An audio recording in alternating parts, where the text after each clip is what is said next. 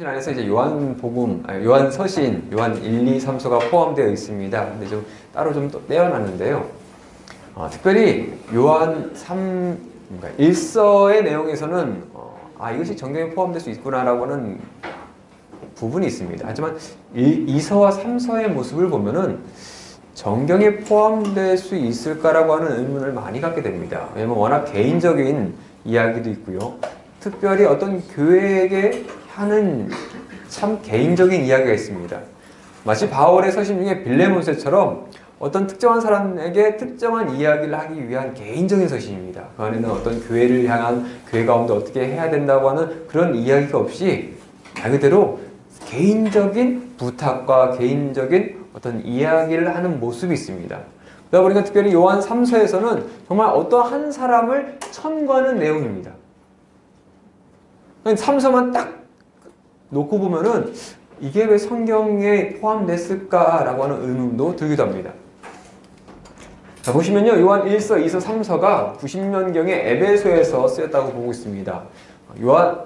사도 요한께서 예수님께서 이제 부활 승천하시고 이제 어머니였던 마리아를 아마 모셨던 것 같습니다.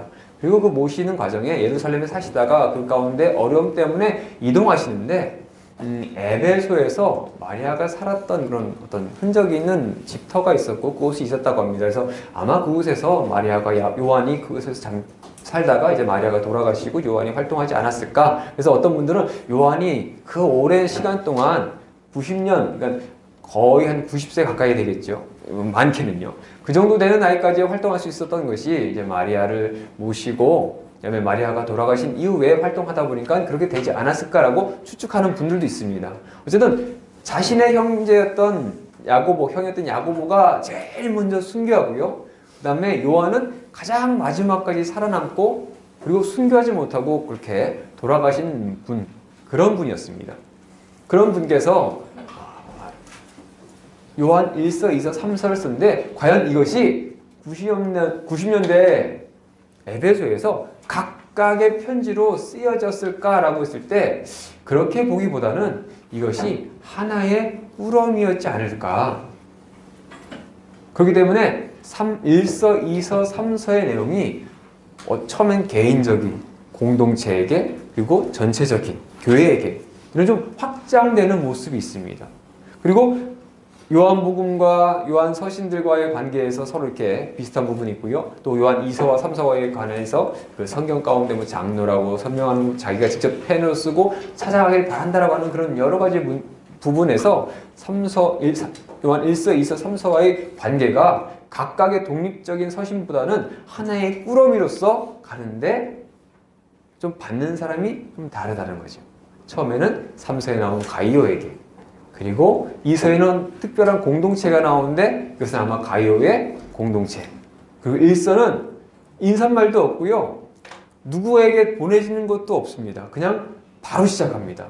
그러다 보니까 아마 이것은 뭔가 회람용으로 특정 지역에 다 이렇게 전해지는 서신이 아니었을까? 이것을 이렇게 하나의 꾸러미로 보았으면 어떨까라고 하는 관점이 있고 저희가 그 관점으로 요한 서신 요한 1서와 2서와 3서를 보려고 합니다. 기록자입니다. 예수님의 제자 요한, 여호와의 사랑하는 자, 여호와께서 의로우신 라고 하는 뜻인데요. 세베대의 아들이며 야고보의 형제입니다. 그리고 우리가 많이 알다시피 야고보와 요한 하면은 딱 떠오르는 게 보아너게, 우레의 아들, 뭔가 좀 과격하고 뭔가 좀 특별히 사마리아에 갔다가 예수님을 맞아들이지 않자 저곳에 불이 떨어져서 그를 멸망시켜야 된다고 하는 그런 과격할 정도의 표현을 했던 그런 형제였는데도 불구하고 나중에 요한복음, 그 다음에 요한 1, 2, 3서, 그 다음에 요한 계시록을 보면은 사도 요한이 사랑에 대해서 서로 사랑하자라고 하는 얘기를 합니다. 그래서 우리가 사도 요한 하면은 보아너게라고 하는 그런 별명으로서 기억하기보다는 사랑의 사도라고 하는 명칭으로 잘 기억하고 있습니다. 그러니까 그가 젊은 시절 예수님의 제자로서 살아갈 때는 그렇게 우레와 같은 성격을 가진 그가 나이가 점점 들어가며 예수님의 사랑을, 하나님의 사랑을 알아보기 시작하며 사랑의 사도로서 변화하는 모습을 또한 우리는 볼 수 있습니다. 이건 이제 맞고요. 자, 수신자입니다. 이것을 한 꾸러미로 봤을 때 과연 받는 사람이 누굴까라고 했을 때 3세에서는 정확하게 받는 사람의 명칭이 나옵니다. 사랑하는 가이오, 곧 내가 참으로 사랑하는 자라고 하는 사람에게 편지를 쓰게 됩니다. 그러니까 그가 수신자입니다. 그리고 요한 2세에서는 택하심을 받은 부녀와 그의 자녀들이라고 합니다. 그러니까 가이오에게 쓰는데 그 가운데 두 번째 편지는 아마 그가 속한 공동체, 그들에게 쓴 편지였을 것이다. 그리고 요한 1서 사랑하는 자, 나의 자녀들이라고 해서 특정한 공동체가 아니라 어느 지역에 있는 모든 교회들에게 써지지 않았을까라고 보고 있습니다.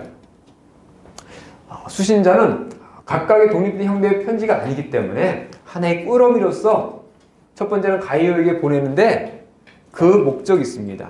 한 사람을 천거하기 위한 목적입니다. 가이오가 있는 공동체 가운데 문제가 발생하는 데메드리오라는 사람이 있었고 그가 어떡합니까? 순회 설교자들을 맞아들이지도 않고 가르침도 거부하고 있는 그를 어쩌습니까? 지도자에서 내쫓고 대신 다른 사람을 천거하는 모습이 있습니다. 그래서 아마 이 세 편의 편지 꾸러미를 가져갔던 사람이 디오드레베가 아니었을까? 3세에서 가이오에게 천거하는 바로 그가 요한이 그 공동체에게 이 사람을 좀 세워달라고 하는 그런 목적으로 그런 편지를 함께 보내지 않았을까라고 보고 있습니다. 그 다음에 요한 2서와 1서는 개인이 아닌 좀 공동체입니다. 특별히 2서는 가이오의 공동체에게 보내주고요. 요한 1서는 가이오의 공동체 외에 주변에 있는 모든 교회들, 그래서 요한 1서를 보시면은 좀 설교 형식입니다.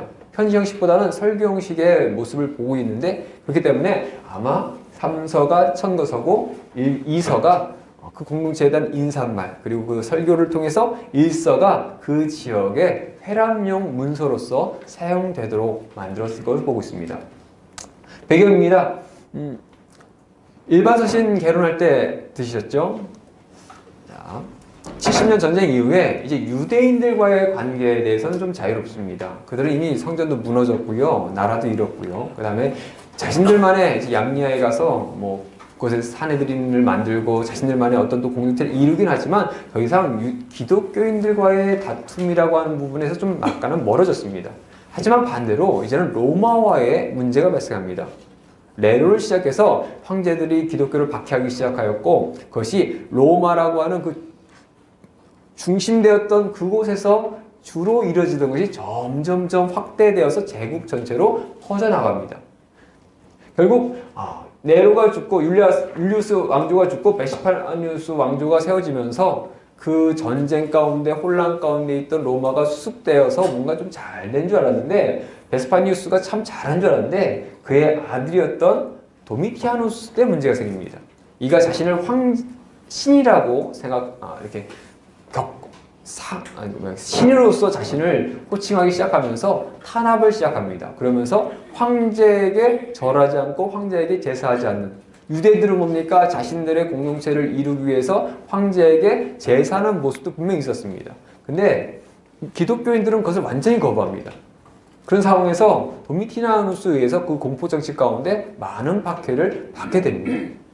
그러니까 이들은 동족들과의 문제가 아니라 외부에서 있는 박해 가운데 있습니다. 근데 그것으로 끝나는 것이 아니라 내부에서도 문제가 있습니다. 율법을 지키느냐 아니냐, 할례를 하냐 안 하냐 이런 문제가 아니라 이제 뭡니까?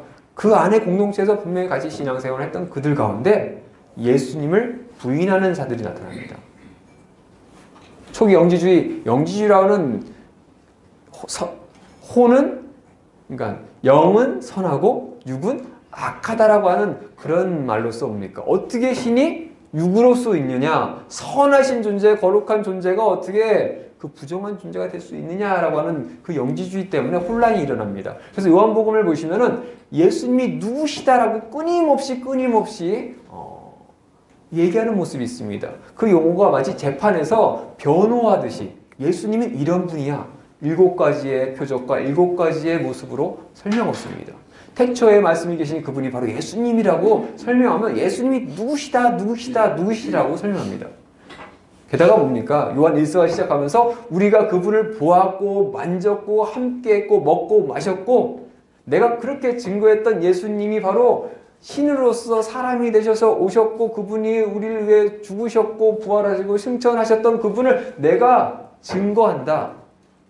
그들이 그렇게 거부하는 부인하고 있는 그것이 참이 아니라 바로 그분은 진짜다라고 하면서 요한 1서가 시작하는 모습도 볼 수 있습니다. 그러니까 그런 내부적인 외부적인 박해가 있던 상황이었습니다. 넘어가겠습니다. 여기 있네요. 이제 교회 내부적인 이단의 문제가 발생하기 시작합니다. 기록년대입니다. 약 AD 90년경에 있습니다. 그래서 서신 자체에서는 기록년대에 대한 자료가 좀 없습니다. 언제쯤 쓰였는지 어떻게 쓰였는지 좀 자세한 설명은 없습니다. 단지 많은 초대 교부들이 요한의 서신에 대해서 얘기하고 일서의 내용을 얘기하기도 하고요. 그 다음에 요한복음에 대해서 얘기하기도 하고 요한계시록 얘기를 하다 보니까 과연 이 서신들이 누구가 썼을까라고 하는 많은 논쟁이 있었고 그 가운데 요한이 요한복음 썼었고 그 사랑하는 제자였고 요한 1서, 2서, 3서를 썼었고 요한계시록을 썼구나. 뭐 폴리카드라든지 많은 사람들이 그것을 인용하고 설명했었기 때문에 그런 많은 교부들의 자료를 통해서 요한이 이 당시에 썼을 것이다라고 보고 있습니다.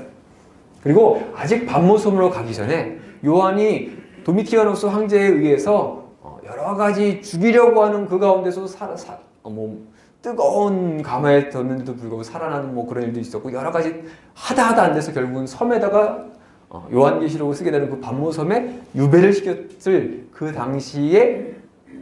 당시가 아니라 그 전에 아직 에베소에서 유배되기 전에 썼을 것으로 보고 있습니다. 특별히 서신에서는 박해에 대한 언급은 없습니다. 현재 교회 안에서의 문제를 집중적으로 얘기합니다.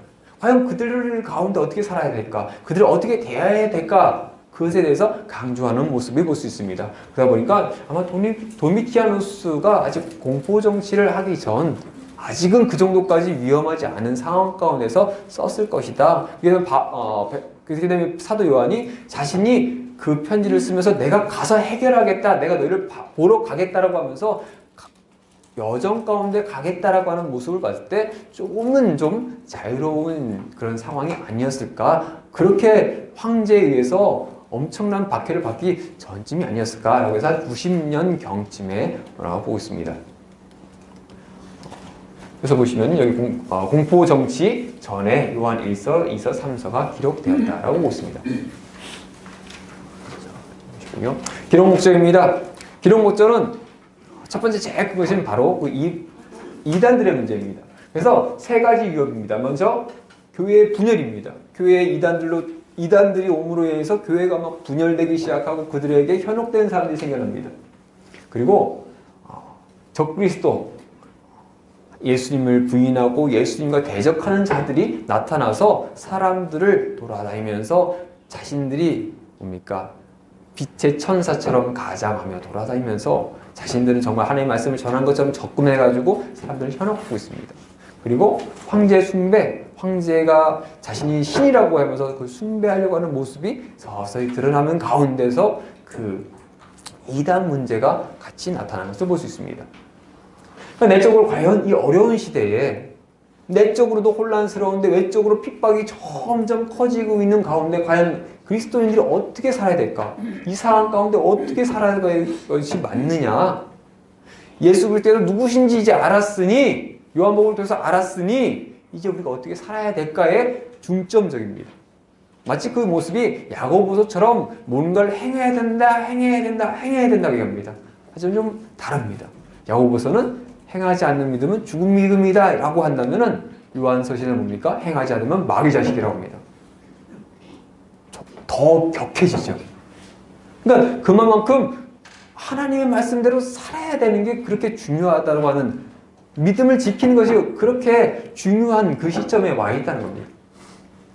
특별히 요한은 하나님 믿는 것이 무엇인지 그리고 형제들이 사랑하는 것이 무엇인지 실질적인 행동들, 실질적인 모습들에 대해서 많이 설명하고 있습니다.